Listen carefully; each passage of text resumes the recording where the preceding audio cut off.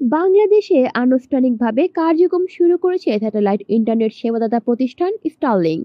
মঙ্গলবার সকালে সামাজিক যোগাযোগ মাধ্যম ফেসবুকে দেওয়া এক পোস্টে এই তথ্য নিশ্চিত করেছেন প্রধান উপদেষ্টা বিশেষ সহকারী ফাইজ আহমেদ তায়ব। ফাইজ আহমেদ তার ফেসবুক স্ট্যাটাসে বলেন, স্টারলিংক অফিসিয়ালি বাংলাদেশে যাত্রা শুরু করেছে। সোমবার বিকেলে তারা ফোন কলের মাধ্যমে আমাকে বিষয়টি জানিয়েছেন এবং আজ সকালে তাদের এক্স হ্যান্ডেলে বিষয়টি নিশ্চিত করেছে।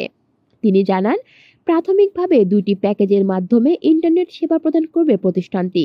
এর মধ্যে স্টারলিংক রেসিডেন্সিয়াল প্যাকেজের মাসিক খরচ ধরা হয়েছে ৬,০০০ টাকা এবং রেসিডেন্সিয়াল লাইট প্যাকেজের মাসিক খরচ ধরা হয়েছে ৪,২০০ টাকা।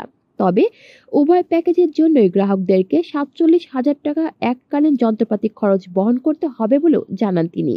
তিনি আরও জানান, আগ্রহী গ্রাহকরা স্টারলিংকের ওয়েবসাইটে গিয়ে অথবা নির্ধারিত প্ল্যাটফর্মের মাধ্যমে সংযোগের জন্য আজ থেকে অর্ডার করতে পারবেন।